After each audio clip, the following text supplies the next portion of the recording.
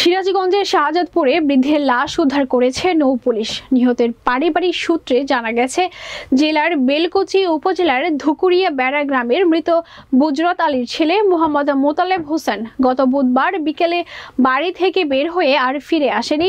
শাহজাদপুর উপজেলার প্রতিনিধি শফিকুল ইসলাম পলাশের পাঠানো প্রতিবেদনে দেখুন বিস্তারিত।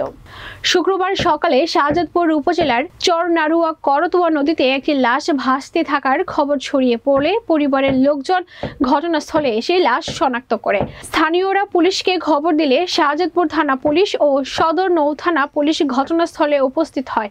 নৌ থানার এসআই আরিফুল ইসলাম জানান, লাশ ভাসতে থাকার খবর পেয়ে আমরা উপস্থিত হয়ে নদী থেকে লাশ উদ্ধার করে ময়না তদন্তের জন্য সদর হাসপাতালে পাঠানোর ব্যবস্থা গ্রহণ করি।